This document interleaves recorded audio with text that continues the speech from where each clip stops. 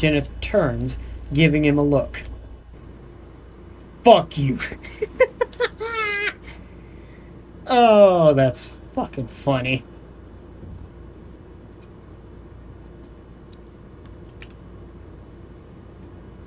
Jenna smiles tiredly up at the big Gila.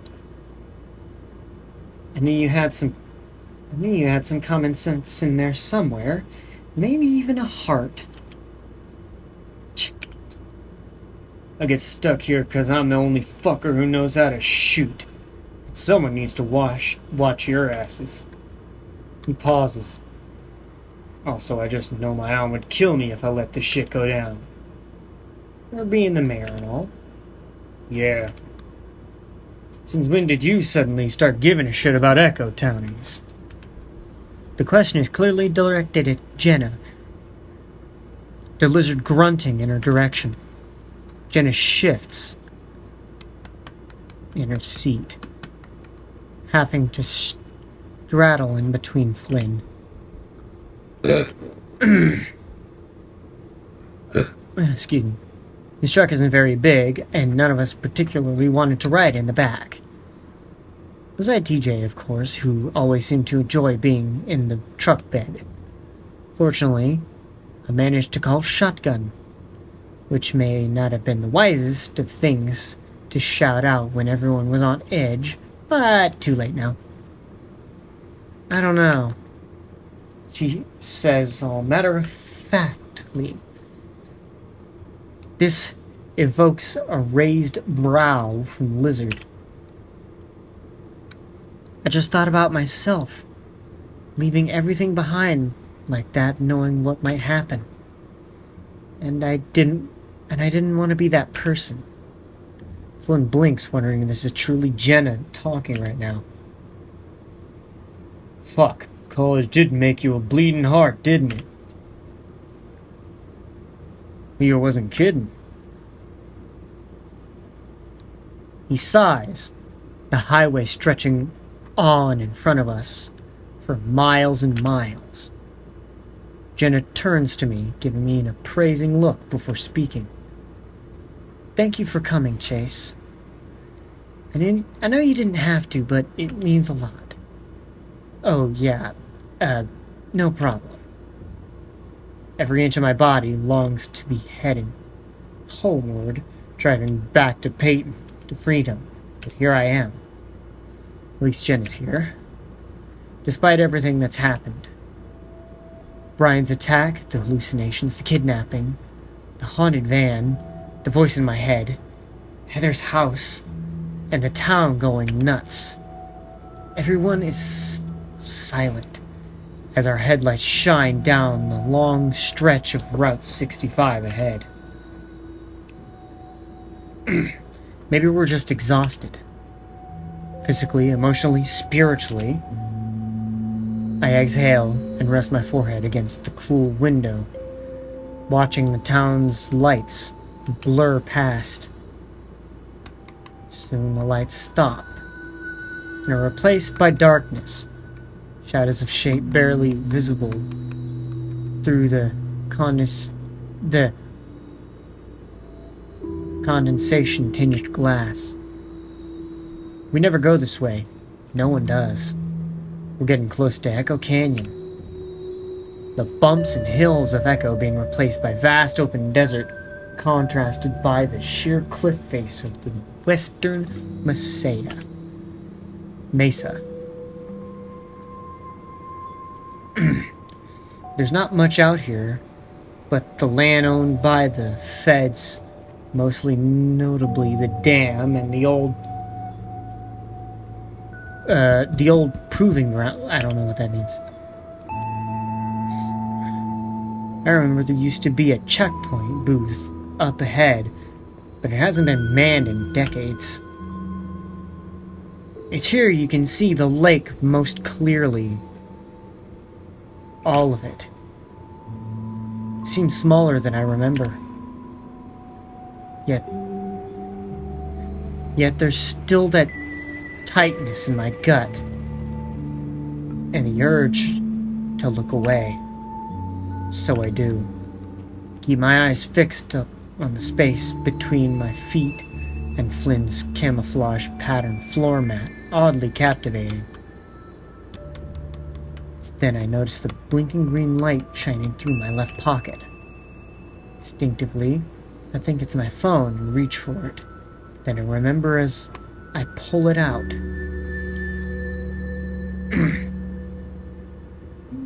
It's the pink walkie-talkie baby monitor thing from earlier. Run my thumb over the surface of it, feeling the worn, chipped plastic.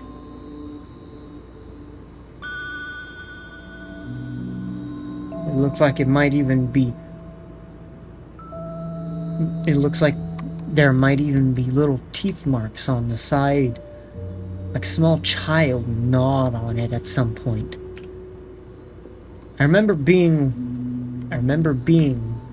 like that, thinking everything colorful must be some edible dessert waiting to be bitten into. Press my thumb against what I think is the talk button. But any label on this thing have long worn off.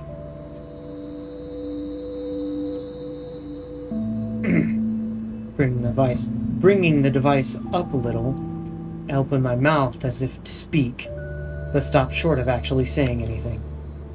Realize I don't want to freak the others out right now.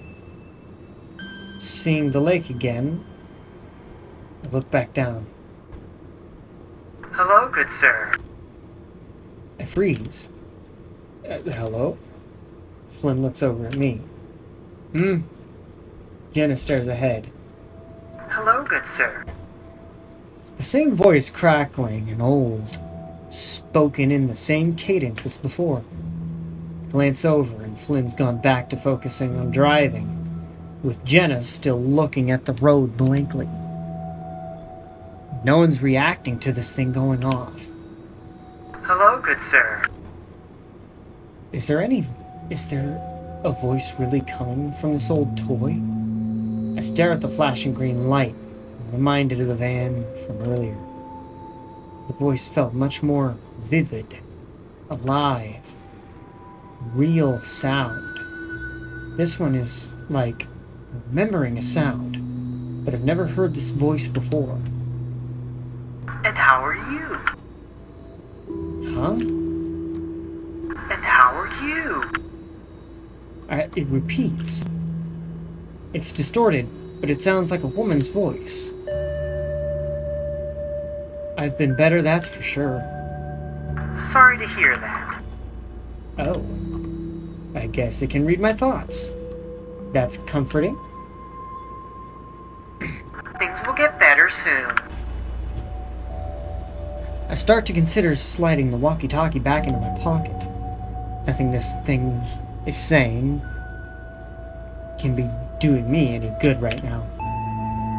Especially noting that I'm the only one hearing it. Just more hallucinations. Crazy swamp gas, total bullshit. Doesn't seem to be saying anything now. The minutes pass, and I begin to relax some. I look past the device in my paw to the night sky reflected upon the surface of the lake. A streak of white light where the moon is. Not your fault. The voice comes through a little clearer. What do you mean? Not your fault. Intentions. Pure. The word starts coming out even choppier, as if hastily clipped from an audio file. It was a loving act, and one cannot fault themselves for a loving act. What are you talking about?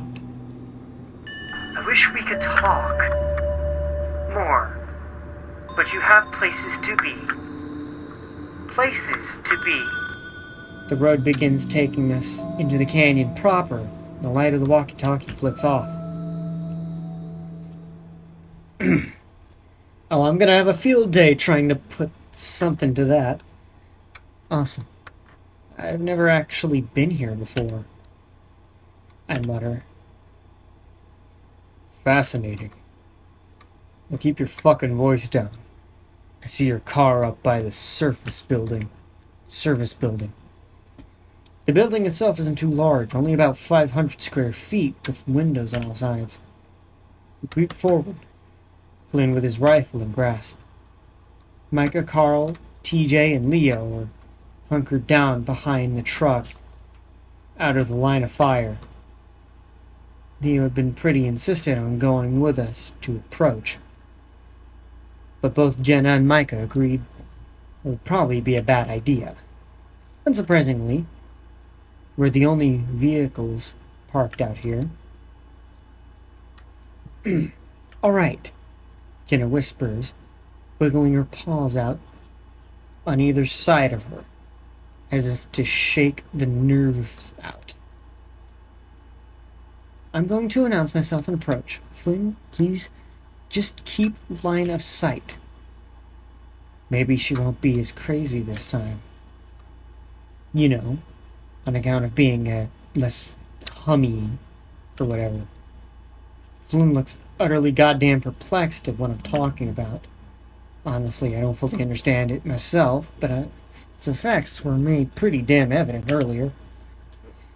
Well, that's a theory. It's all Jenna says, giving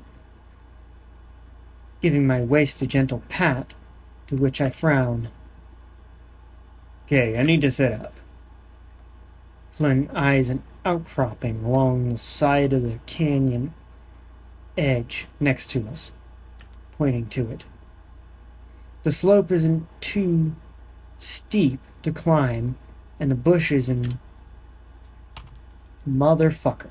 I didn't mean to hit the fucking spacebar. That was my bad. And the bushes and rocks act as natural cover for a vantage point. I'll be up there. If you need me to shoot, just make the Charlie horse symbol behind your back or something. The Charlie horse symbol? I ask. Flynn rolls his eyes, then moves his hand down to his thigh and makes an okay gesture, but turned upside down. I recognize it. Fucking shit. I recognize it instantly, moments before Flynn strikes my thigh with his knuckle. Ah! Jenna quickly shoves her paw on my muzzle, shooting a glare at Flynn. Flynn, unacceptable. Flynn appears uncharacteristic and unapologetic, checking the lever on his repeater. Okay, I'm headed up. Jenna lets out a puff of air. Her tail still behind her. Flynn turns, glancing back at her. I got your back. She gives the Gila a grateful nod. Thank you, Flynn. There's a pause, and she speaks again. I'm glad you've cooled down since your outburst at the river. I know how much you wanted to talk. There's a strange timing in Jenna's words, a finality to them, as if she's getting words said out in the open.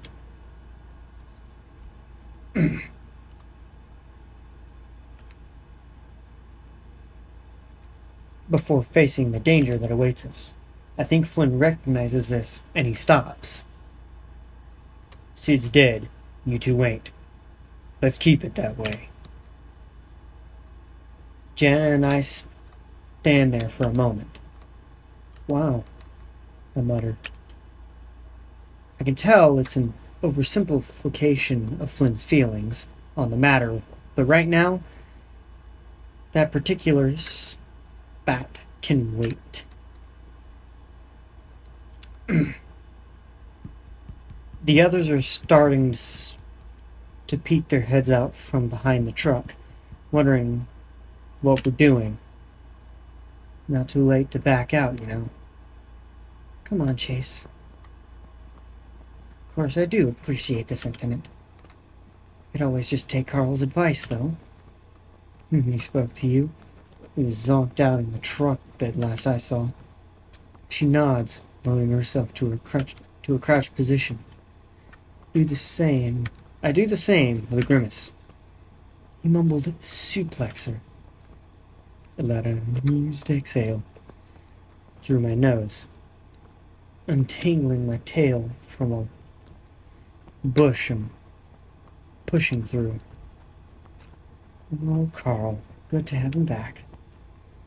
As we approach, I can see the front door to the service building is open. But piss balls. As we approach, I can see the front door to the service building is open. Like fucking shit! Light sprawling out from the inside. We're far enough away that our truck isn't really visible. We prop ourselves up on either side of the door. Sniffling and distraught mumbling can be heard from inside, including the rapid flipping of pages and clicking noises from a computer terminal. Hey, Heather? The noises stop. Oh boy. Jenna looks over at me, lowering her voice. Chase, you might want to get back. No, I'm not leaving you. Jenna? You followed me? Here we go again. Jenna comes out from behind cover, and I peek in as well. Inside a computer with a bunch of monitors hooked up on the wall is turned on. One of those monitors has a window open called floodgate control. Maybe she knew what she was doing after all. Chase? A grimace trying to quickly shift into a smile. Hi. I can practically feel the cringe from Jenna beside me. I don't know why I said hello like that. Long night. Clear my throat. We wanted to make sure you were okay and maybe see if you wanted to maybe reconsider your course of action. Heather reaches over toward the desk. Next thing I know, she has the pistol trained on us. We quickly duck behind the wall. You two can't stop me. I know this is what I have to do. I saw the future in, like, a dream. A waking dream. Everything worked out. Everything was underwater. There was peace. This has to be done. It has to be done. You know, now that I think about it, the stuff in Arches wouldn't have happened if we let Heather do this, now that I think about it. To be honest, I kinda like the way that sounds, because if the town's underwater, then the hysteria can't get to nobody, because nobody can get to the hysteria. Nobody can get to the town, because there's no town left. But it's not the canon. Unfortunately. Her eyes flick to the murky black water at the foot of the dam. There was quiet. It was a dream, but it wasn't a dream. You know what I mean? Jenna watches Heather, keeping close appraisal of her twitchy hand upon that revolver. Yeah, I do. Jenna responds flatly. I think we all do at this point, at least somewhat. I can see Flynn up on the rock ledge, moonlight glinting off the metal barrel of his repeater. He's looking at us with a curious expression. Then you understand? You don't, do you? The question must have been rhetorical, because she answers it before we can. Yeah. I should have stopped you when you broke into my house. You're bad, just like the rest of them. She raises the gun. There's the pitter-patter of small feet behind me. Next thing I know, Micah's right at my side. One of his paws is on the small of my back, the other outstretched in front of us. Whoa, wait a sec. Heather's tear-filled eyes shift to the bat. You again? God, why are you all here? Hear me the fuck out. No, you hear me out, idiot. Keith was like an umbrella. All the bad stuff just bounced off when he was around. After Keith left, everything went to crap, and you know it. Everyone started getting weird or leaving. You left, so you never saw how bad it got. You didn't have to watch it happen. We were all such good friends, and it's like I'm watching everyone dying. I feel like I'm dying, Micah. Everything hurts. I can't think well anymore. Ew. I don't feel comfortable saying that. I don't know why. Yeah, I am laid down here. She takes in a sharp inhale in between her fangs, sputtering a bubble of spit before catching her breath. I just need to make it all go away, then everything will be fine. I'm gonna move somewhere happy. You can move and be happy right the fuck now. Nothing is stopping you. Micah spits back. This is just the hum talking. You and I know this shit, how this shit goes. It'll pass and you'll feel better. We'll all feel better. No! She screams, and Micah quickly ducks behind the edge of the doorway as she brings up the revolver. I do the same, though for a second I think I see a flash of color behind her that wasn't there before. We pass the edge of the concrete wall long enough to realize what it is. Jenna sees it too. The same tall figure from Brian's trailer. Looms in the back of the room staring at us, waiting. It's almost like a statue, unmoving, beyond little twitches where it suddenly shifted in position. It's unstable. At least that's the best way I can describe it. Jenna, I see it. Heather's ranting about something and I can't really focus. But I can't really focus. It's getting closer. Another foot nearer to Heather. What the shit? Jenna steps out from behind the wall suddenly, holding up the palms of her paws. Wait! Astonishing, both Heather and the thing stops, though it's still very much there, looming in the background. It's as if the world itself is disorienting around it. 3 holes pierce its face where the eyes and mouth should be. I look back up to where Flynn is at. He definitely should be able to see this thing, and I expect a shot to ring out at any moment. When I glance back, the thing isn't looking at Heather anymore. The dark holes are aimed towards the hill outside the door, where Flynn is. Heather stands wide stanced, her finger an inch from the trigger. Heather, when I was growing up, I was very fortunate. It's not something I truly realized until relatively recently. Despite my circumstances at home, I truly had some incredible people and other things. Jenna's eyes briefly flick up to the figure, looking out for me. The figure's head tilts ever so slightly. Brian is dead. Your father, he's certainly fucking dead. There's some zeal to Jenna's words, and it becomes rather evident she thinks this is a good thing. And they can't hurt you anymore. A thick tear streaks down Heather's cheeks as Jenna takes a step closer. We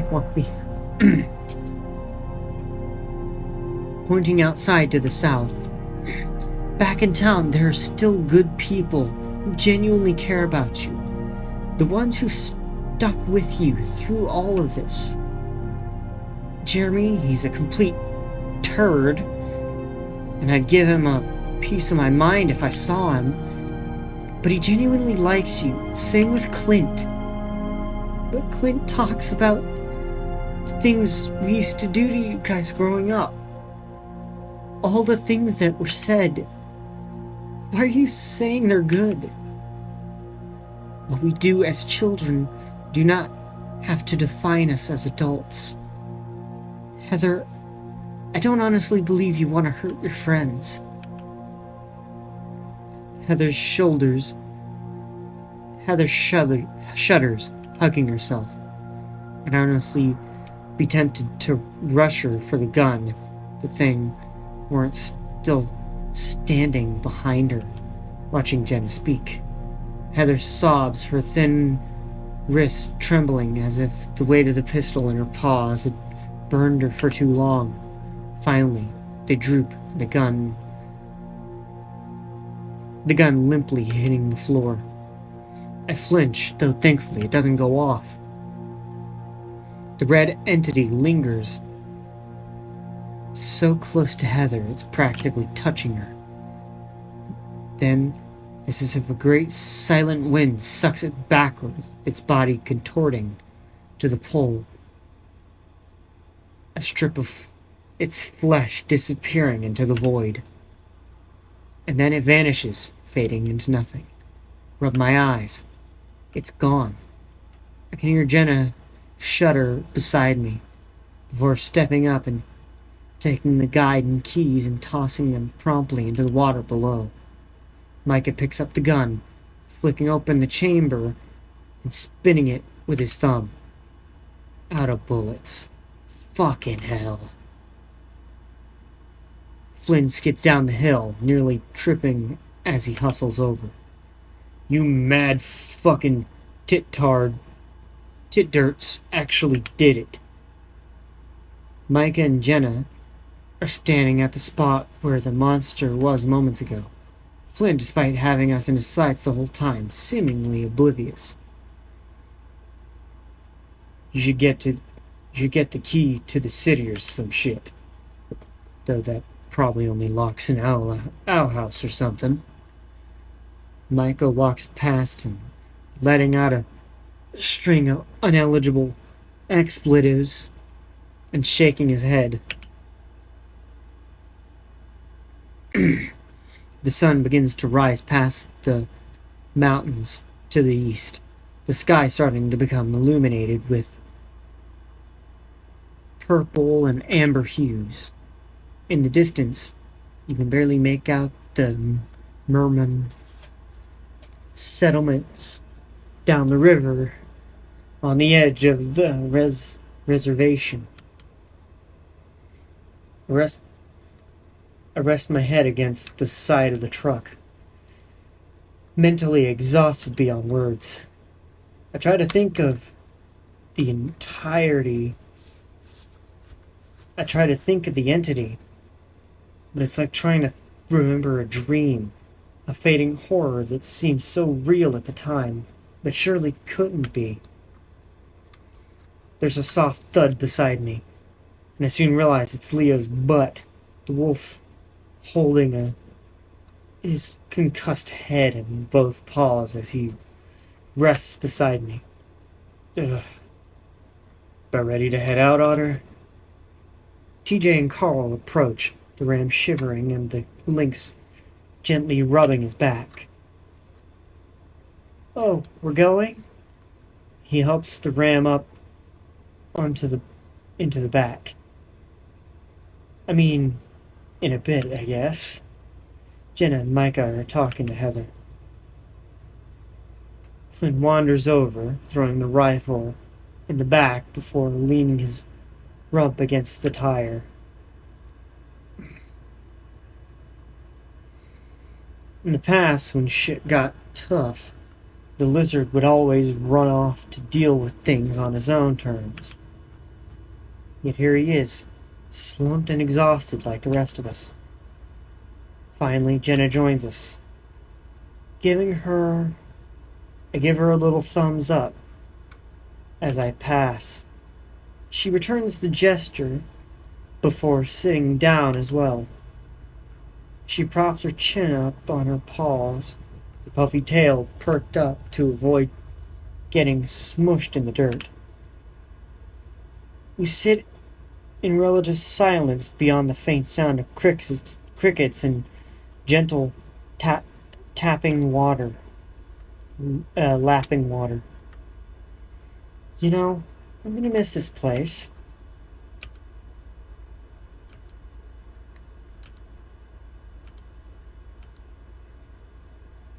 Jenna glances over, frowning some. You know I was joking, right? I expected some laughter there. I think you're plenty funny, Jenna. I respond tiredly. Micah, seemingly out of nowhere, comes up and props his elbow on the hood. Shut up, Chase. Now, are we fucking off or what? I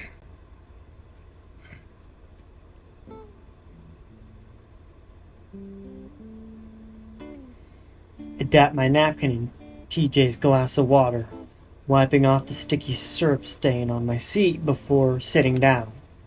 The Lynx gives me a little look before taking a sip from his glass. About time. Here they come. Peering out the window towards the sheriff's office across the street, sure enough, our trio of friends exit through the glass double doors, checking for traffic before crossing over to us. A few reporters from the parking lot spot them and try to get their attention, but Leo ushers them forward. He mutters something and Michael laughs, glancing over his shoulder. Jenna just shakes her head, clearly annoyed but relieved nonetheless. A few more squad cars roll out, honking at the news vans to get out of the way before heading down in the direction of Echo. Police were sure busy in there. Yeah, no wonder. They're all gonna be in deep shit for the lack of response to all this. What was it? 14 hours before they sent out a squad car to investigate the blackout.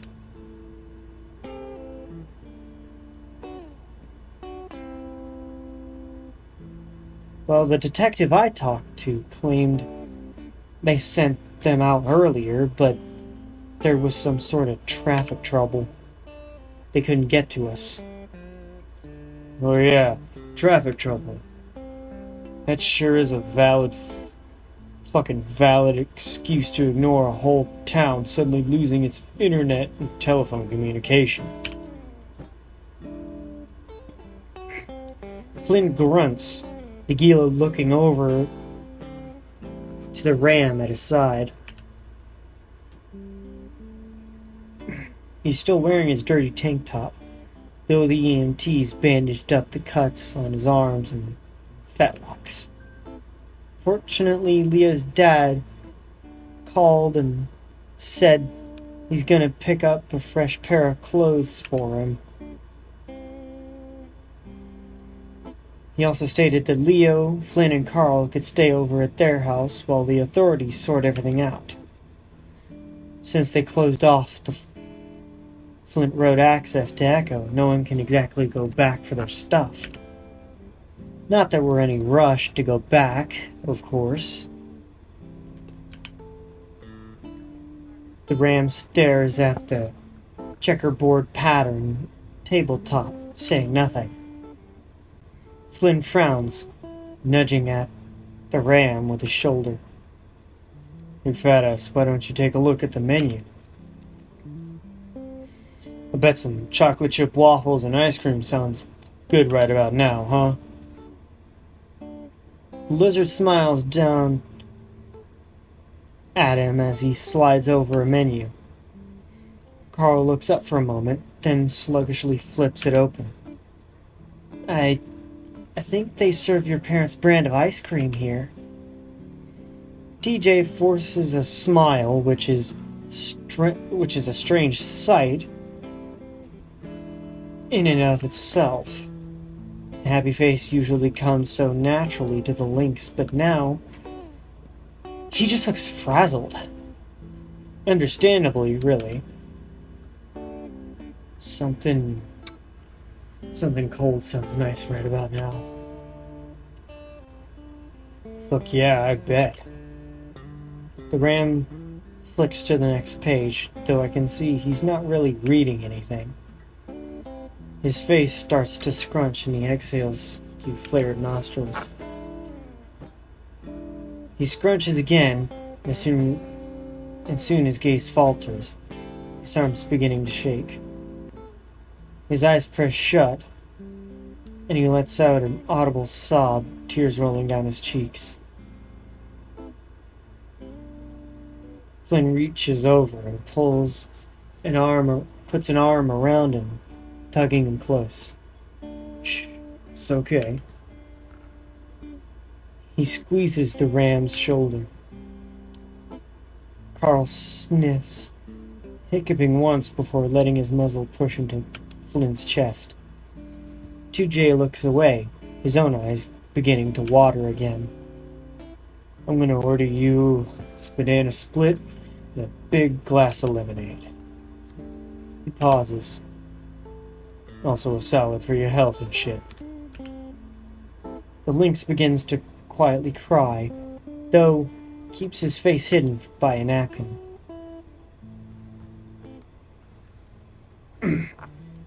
We must be making quite the scene for the other folks in here. But I really don't give much of a damn. However, this is all making me realize that I sure could go for a hug right about now. Flynn, still holding the traumatized ram, looks at me across the booth with a soft frown.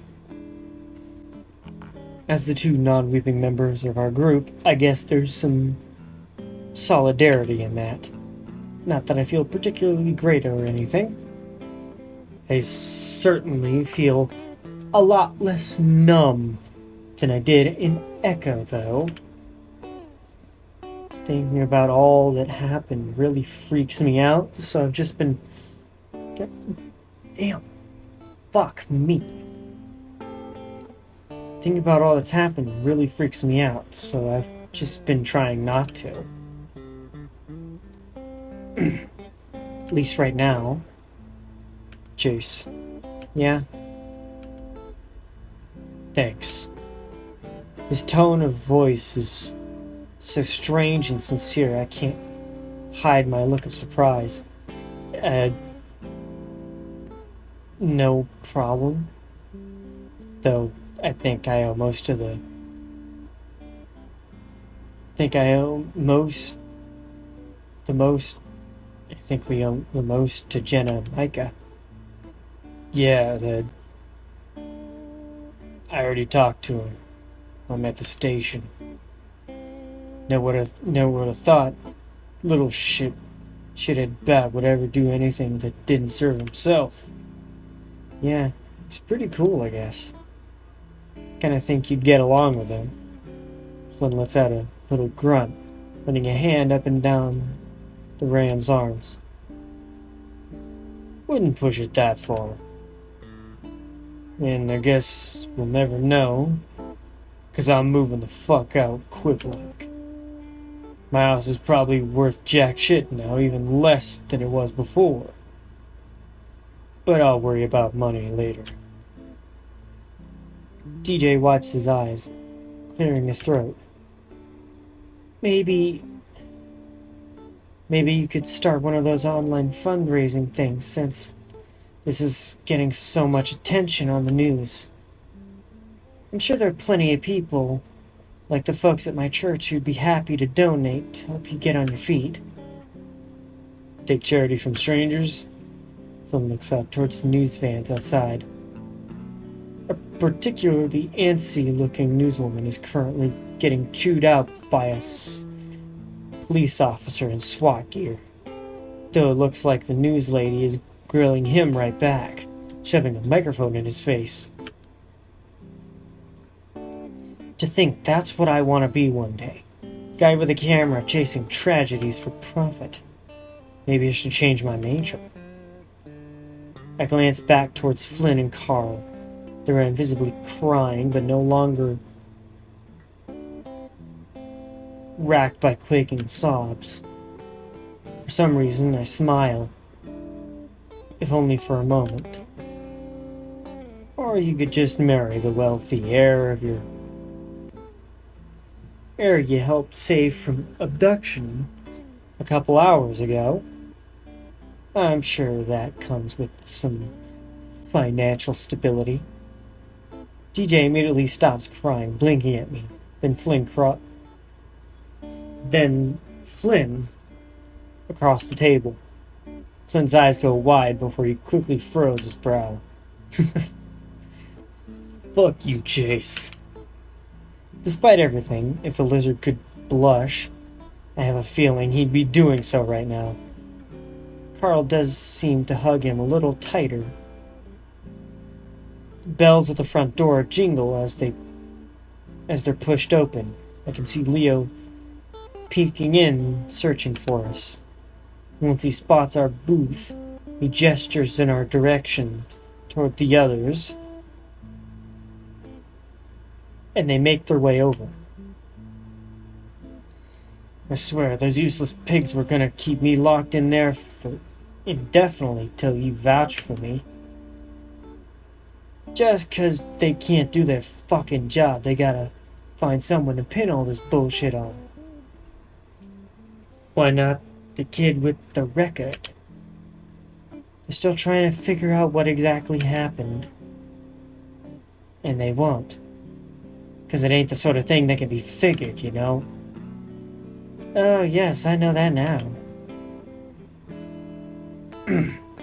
Jenna closes her eyes for a moment, though they open again as she stares from Leo, coming up behind her.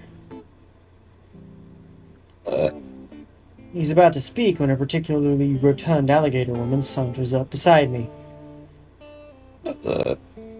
She's wearing a white polo shirt, jeans, and a blue Pancake House apron.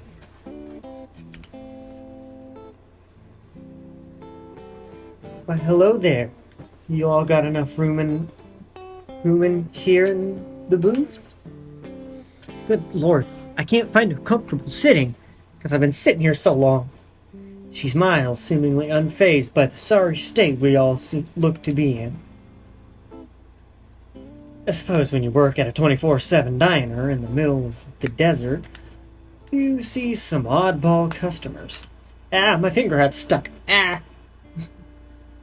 DJ blinks, then mutters an apology as he scoots himself over closer to Flynn. I do the same, and Jenna moves to sit beside me. Micah and Leo take the opposite side. We're in a long corner booth that actually has several mini tables, but with all of us together, we're shoulder to shoulder in here. We each tell the waitress what we want in no particular order. Micah practically blurts out what he wants. 2 hash browns, 6 style waffles, toast with strawberry jam, and a side of bacon. Meanwhile, I ask for a large iced tea with a bowl of vanilla ice cream. Jenna insists on getting something healthy in my stomach, so she offers to split her turkey sandwich. I smile at her and accept, relaxing against the pleather backing of the booth seat. Our server finally gets to Flynn and Carl, and both of them don't seem to be too focused on what she's saying. Flynn is staring at his phone, and Carl leans into him with a distant look in his eye. TJ gingerly nudges the Gila, and Flynn quickly looks up at the alligator. Oh, a banana split and a garland salad. Garland. And a garden salad, please. With 2 lemonades. Pink. What? Pink lemonade. Flynn looks at Carl. Like his last shared shred of masculinity can't possibly bear to utter those words aloud. Fortunately, the waitress writes down. The fuck?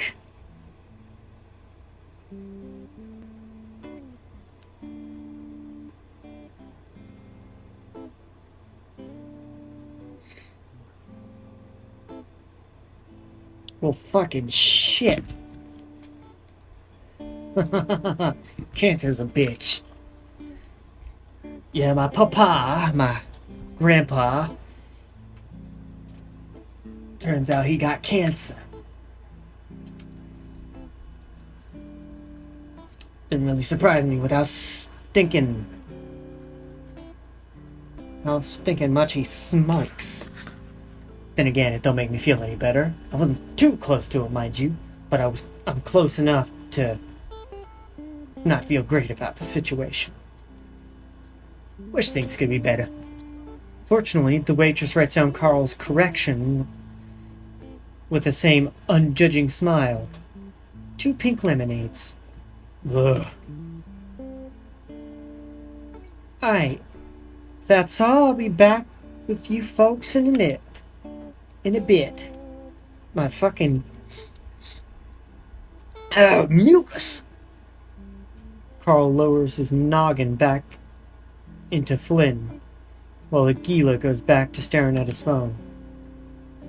Can't get a hold of my aunt. Mayor aunt? Yep, my aunt, who's the mayor. Maybe she's tied up with the police, sorting stuff out. I offer reassuringly, picking up a sugar packet from the table and emptying it in my mouth like an absolute cretin. Yeah, but you'd think she'd call me back. Leo raises an eyebrow at me from across the table, taking a sugar packet for himself. Hey, Otter, you should have heard Carl's dad falling over himself thanking Jenna over the phone. Well, the cops there were calling her a hero, yeah? Oh, quiet, you. Yeah, I'm sure I could have just moved. I'm sure I could have been just as smooth if I was the one up for talking Heather down. I look at Micah and can't tell if he's being serious or not. Whatever you say, little buddy. The wolf downs his sugar packet, smirking some. He and I used to swipe these from the diner all the time. Creamers too. He'd always go for the aspartame or stevia based ones though. I can see Jenna giving us a curious glance before refocusing her attention on me. Anyways, the police were happy with you too. Takes me a second to realize what she's referring to, and I quickly wave a dismissive paw. Yeah, well, I'm sure I just gave them more work. That is their job, Chase.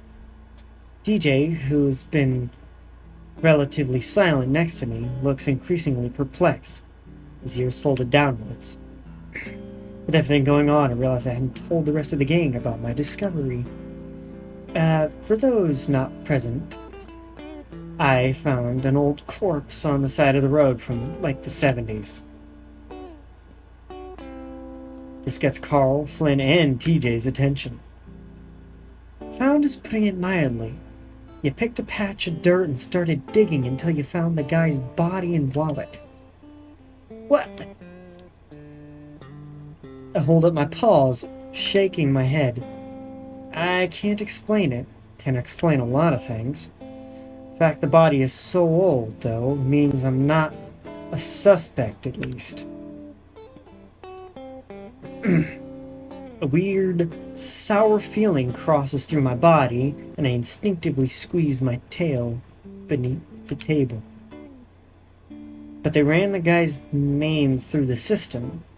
His disappearance was so long ago, they didn't even have a record of it anymore. They did find living family, though, at least a point of contact from what I heard. Jenna smiles. I'm sure whoever they are, they'll be grateful for what you did. After 4 decades, I'm not so sure. Maybe it'll just dig up old wounds, raise more questions than answers. It's not like I told the police my dream about the van or anything, or who the original owner was. To think, Sydney's dad killed a guy. No wonder he ended up the way he did. There's a moment of silence, Micah staring impatiently at the kitchen, and Flynn dialing up his aunt again. Jenna exhales, breaking the quiet. Regardless, I'm just glad you're all okay. Micah's fingers and neck are healing up nicely, and you two are finally separated. Jenna nods towards Leo and I. There's no way in hell that phrasing wasn't intentional. She has this self-confident smile on her face, though when neither of us responds, it diminishes. Leo just looks kind of distant. Not like before, of course, when he was all loopy post-beatdown. But he's got a lot on his mind he hasn't really processed yet. I know exactly how he feels. Dick. Micah muses idly, tearing strips of his napkin off. Huh? Dick. It was a dick thing to say. Well, that's pretty rich coming from you. Micah's about to say something when Jenna cuts him off, speaking first. No, he's right. She brings her fingers up to her temples for a moment, thinking before focusing on Leo and I, making sure to meet our gaze. Acting like we're all in high school, teasing you about your relationship is not appropriate. And ultimately, it's driven by jealousy. Leo blinks. Jenna, it's not something I like to admit, but a lot of what I do is driven by that. The need to experience things I wasn't offered growing up. Micah looks up from his napkin. Evisceration. The edges of his mouth curled up into a soft frown. Flynn glances over as well. A prank I orchestrated over 3 years ago led to this whole situation. Picking at a raw nerve and leaving it to fester. My mind flashes to images of my smashed cell. Oh shit. Fucking shitty titties. My mind flashes to images of my smashed cell phone sitting on the pavement. Leo calling for me as I walked away. Do I think you two should be together? No. But is that any of my goddamn business? Also no. And for that I apologize. Wow. Flynn speaks my mind. We should go through more tragedies if it gets you to admit you're just as shitty as us for a change. Flynn grunts. Jenna waves off Flynn's comment. But seriously, Leo, don't pump chase at a children's arcade, then destroy it when you get caught. You smashed up an arcade? I did. You know, I'm, kind of a rebel. A real badass. Leo clicks his tongue against the roof of his mouth, letting a moment of silence pass before glancing offward. No, I'm a fucking idiot. Leo seems to be purposefully avoiding Jenna and I's gaze. Hey, people did worse things under the effects of the hum. Manifesting a tulpa as one of my ex-boyfriend is a bit much, no? Ex-boyfriend. I suppose that settles it. Though I can feel how much it hurt him for him to say that. He smiles regardless, of course. Well, if the tulpa's giving good head, there's not much to be complaining about. Seriously, what the fuck are you guys talking about? Can't help but chuckle. And a few others do too, including Leo. To describe any of this in any sort of way that does it justice seems utterly unfucking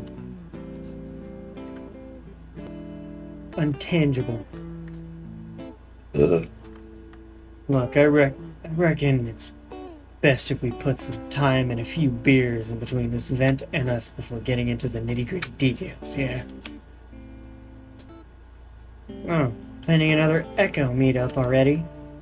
I ask, trying to sound a bit more lighthearted than I feel. Fuck, no water. We got the internet if we want to talk. My inbox is always open, though I think therapy may be the safer bet than beers. I can get you to some harder stuff. Jenna sighs. Like? She seems to regret the question the moment she says it. You ever heard of a foot-long devil cake? Foot tall, not foot long. Foot tall devil dog cake with a strawberry, cherry, and raspberry filling. I know a place off of Santa Rita in Bisbee in Pueblo. Take your mind off of anything. I can also get you some heroin. Micah, for God's sake. I'm just kidding, Christ. Cake place closed years ago.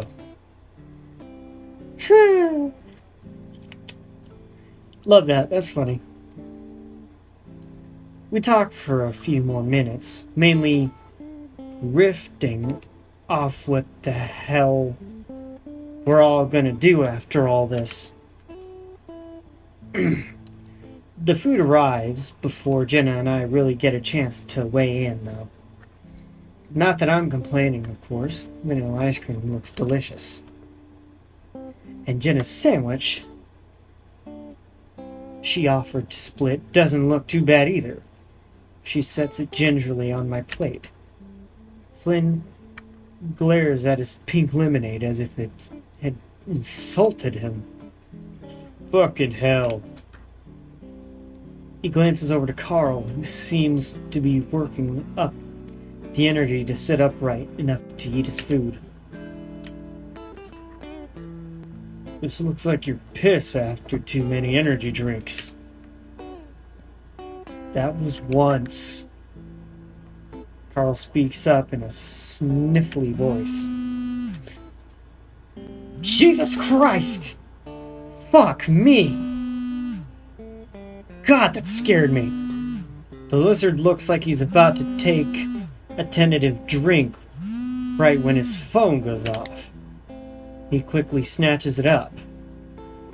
Hello? Mark. He leans forward, resting his elbow on the tabletop. Yeah, hi. Left a message earlier. God damn, I hit the fucking cord hard. I had a fucking gnat at my fucking face. Get the fuck out of here. Have you heard anything from my aunt? He frowned suddenly. Okay, why? All right. The lizard takes Carl by the shoulder and straightens him out. The bleary-eyed ram blinking some as Flynn tries to stand and scoot past him. I'll be right back.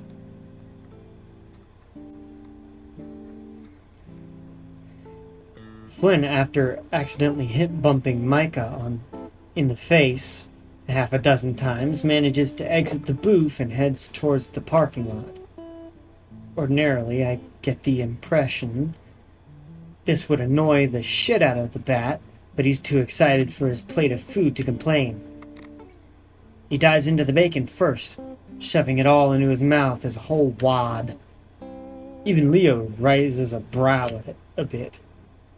Don't choke. I think Micah mumbles an expletive at him. The hungry guy is already moving on to his jam and toast by the time I bite into my sandwich. We eat in silence for the most part, though it's not exactly awkward. I think we're just mainly content to have each other's company after everything we've just been through. Can't fathom being alone with my thoughts after all this. Though in the quiet, I get to think about that voice that spoke to me by the van. Seems like a distant memory now, but it was so clear. We've been together for some time. I'm with you. You're indecisive by nature. I choose. Those words stick out to me the most. Glancing around at my friends, I decide to try something. I let the ambient noise of the diner fade out, focusing on trying to remember the voice, the one I've heard before. Close my eyes, emptying my mind of worries and other thoughts. I wait.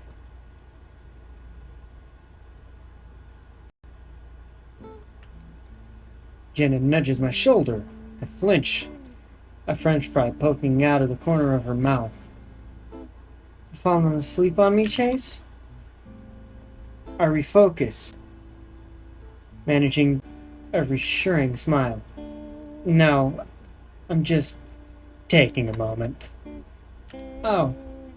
She nods as if this made perfect sense, no clarification needed. You holding up all right, though? You know, I think I'm okay, actually. Really? Her tone is skeptical, though in a sort of jokey way. Yeah, really. She finishes the rest of her fries, wiping her paws off with a napkin before something catches her attention across the room. Ooh, would you look at that? A jukebox. I follow her gaze, spotting it by the door to the bathroom. It's pretty retro. It even has those plastic neon-filled tubes that flash when it's turned on. You don't see many of those these days, or jukeboxes in general. It's actually kind of sad, which makes me actually really glad that in the newest season of Doctor Who, we actually have a whole jukebox as a part of the TARDIS decor, which literally was the highlight of my day. I also really love the white of the TARDIS. It makes it look really sci-fi. But also, the fact that it's white means that they were able to just put all these lights in there and you can just color the TARDIS whatever you want. The perfect theming device actually was really cool. It's actually why I want to have my recording area's walls is white, so that the color just bounces. You don't see many of those these days, or jukeboxes in general. I think maybe folks saw them as more of a nuisance than a setting.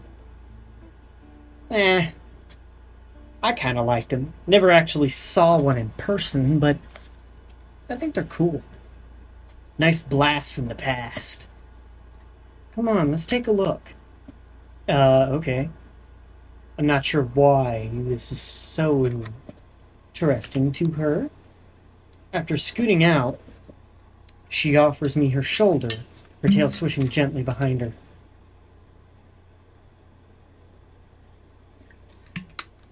Wow. I offer her a little nod of thanks, using it to help myself stand.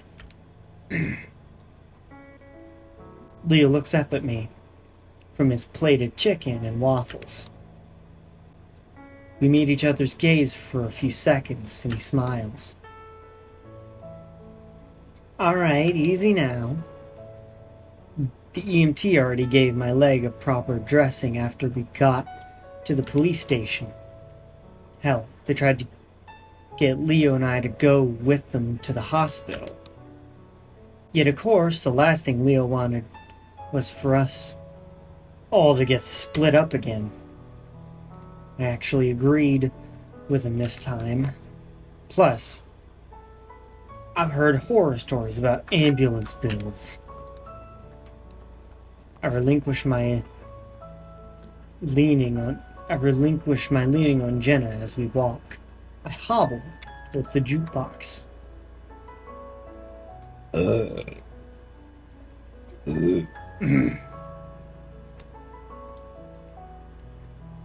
The music selection is pretty dated for the most part, though there's some modern dance hits thrown in there. Surprisingly though. They're scribbled on with permanent marker on the sticky note labels. Jenna makes a show of inspecting the options, though she speaks up toward me. Hey. Hello. She lets out a little laugh, then sighs. Sorry, I haven't gotten a moment to speak alone with you for some time. Something on your mind? She nods. A lot, actually. There's a considerable amount of things I've seen that we've experienced that will never make plausible sense to anyone but us. Jenna gestures discreetly toward the rest of the group at the booth, and notice that Flynn is still not back. It does sort of put everything into perspective, I guess. Yeah. Part of me wonders whether I made the right decision. The musing comes as a surprise. Jenna never wanted to really doubt her choices, or at least make such doubt known. What do you mean? Well, from what I figured from both your historical research and what Micah said, this hysteria is cycled. It always comes back and ends up hurting whoever's around it. Now, I don't know whether it's gases seeping through the ground, weird radio signals, or something in the water. And I'm not sure anyone will ever will. What Heather wanted to do, flooding the town, that would certainly put a stop to anyone trying to live there again. I don't think anyone is going to want to stick around there for a long time after this. Jenna's gaze shifts to the tile floor beneath our feet. Yeah, for a long time, she repeats. I'm trying to think of what to say next. In the background, I can hear Micah saying something crude about the origins of syrup. I glance back to see Leo chuckling and TJ covering his face. Carl stares out the window. I don't know if you can really fight forces of nature. Whatever is going on, it feels much bigger than us.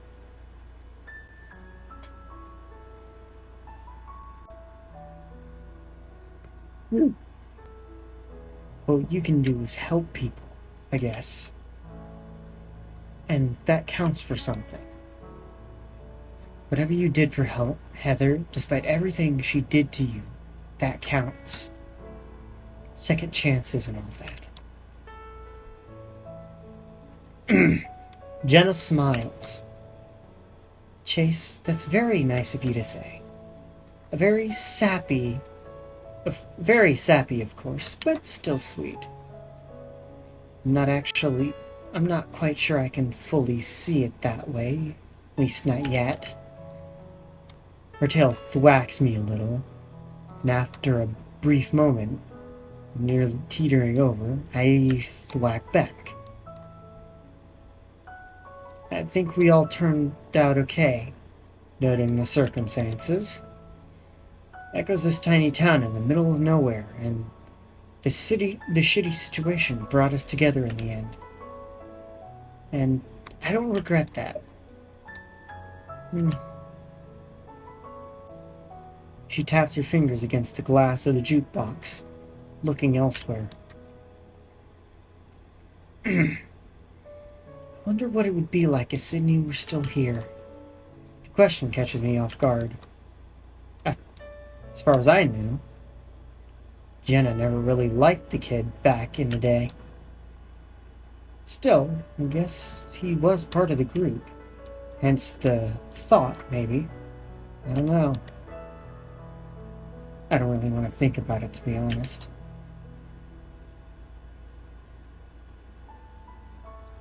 Maybe he'd have helped Leo beat the shit out of Brian. I blink at her, the words sounding strange coming from her mouth. She looks at me, furrowing her brow. What? He was really into that wrestling stuff. Cross my arms over my chest. I guess. There's a silence. I had a dream about him, early on in the week. Once everything started, hitting the proverbial fan, I remembered hearing those strange voices. She doesn't elaborate on that specific thought, further shifting focus to me.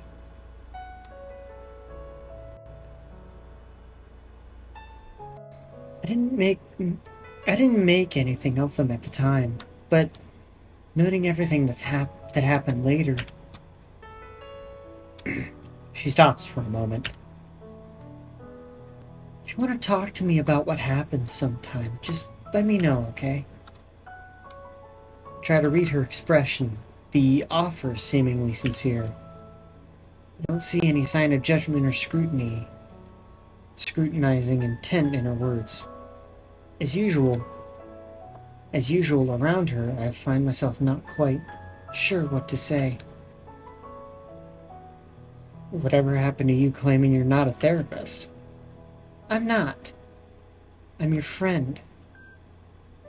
I don't want it to stay like that for a long time. Despite my weariness at the original question, can't help but feel a little fuzziness from that statement. So, just a friend, huh? Now it's Jenna's turn to be caught off guard. But the surprised look on her turquoise eyes lasts only a second. Oh, perhaps you got the wrong impression this past week. I look at her and feel my heart starting to sink. I do mean my mind was under the effect of town-wide sweeping hysteria, after all. can't be held accountable for my actions. However, she sucks on her lip, staring at the ceiling as if in thought. If you wanted to take me on a proper date when we get back to Pueblo, I wouldn't be opposed. I feel myself slowly starting to grin, and I have to quickly reshift my face into a less creepy expression. Oh, okay. Not opposed, huh? She lets out a humored exhale, shaking her head. To speak candidly, teasing and flirting with you around Leo, that's not really me. Or at least that's not how I want to be seen. I should be better than that. Otherwise, I'm not better than Flynn at the river, plucking at raw nerves. I'll admit, I was kind of worried that you were just doing all that stuff to be competitive with Leo. Like I was some kind of game. Jenna nods. Oh, that's completely true. What? I was, to at least some extent. It's the offer for something a little less bias. I look at her, little gobsmacked. But at the same time, I can't help but feel appreciative of the honesty. I guess I'll consider your offer. She smiles, and for some reason, she kind of reminds me of those old femme fatale types from old noir movies.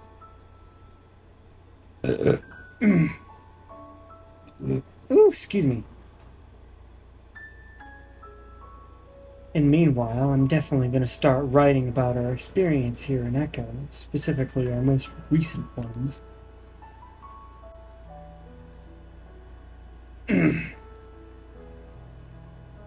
How it augmented the perception of people. No. I didn't even realize I was...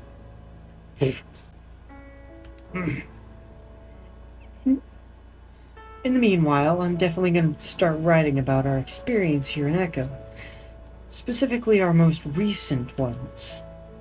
How it augmented the perception of people, sometimes even in groups. It's almost downright paranormal. Almost. Nothing's actually paranormal. I'm certain there's actual inputs and variables which determine certain triggers that result in what we saw. On a personal note, I'm just happy none of them the effects seemed to linger once we left the town. No tulpa visions of you hanging around Leo, no monsters chasing TJ, no red figure following me, no visions of Keith from Micah or Heather.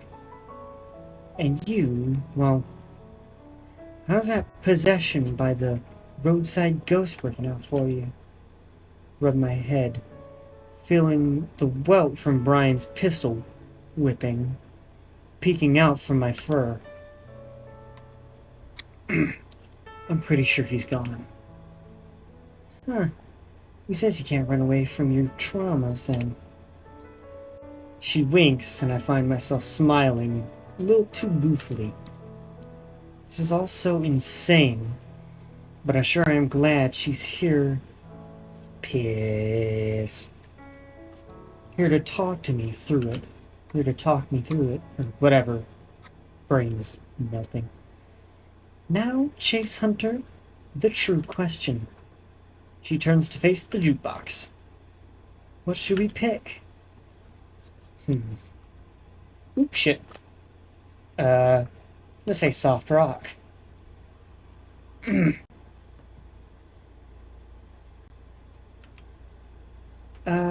You know what? I don't know. How about you choose? Gina gives me a quick nod.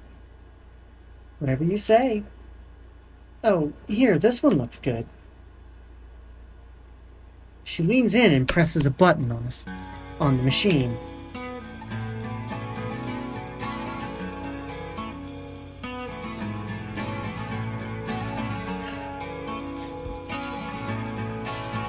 "3 years.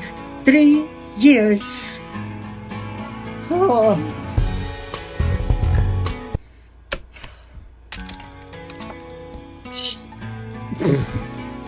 I hit the fucking thing.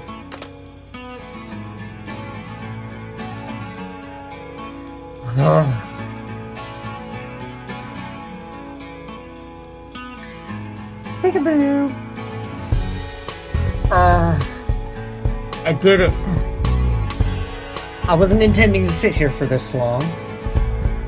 I ended up recording way more than I intended. I meant to just do 3 singular hour-long videos, but I did everything just now. Not intending to do that. But I'm glad I managed it. There's also a pretty large section where there's no camera because I ran out of storage.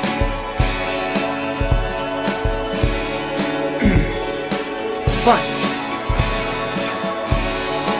if you enjoyed this series and have any suggestions for what I can do next, aside from the stuff I already got on my plate, comment it. And whatever. And I'll see you in the next one. I'm gonna let these credits roll, and I will see you later. God, it feels good to say that. I think that's all I made, because that's a lot of episodes.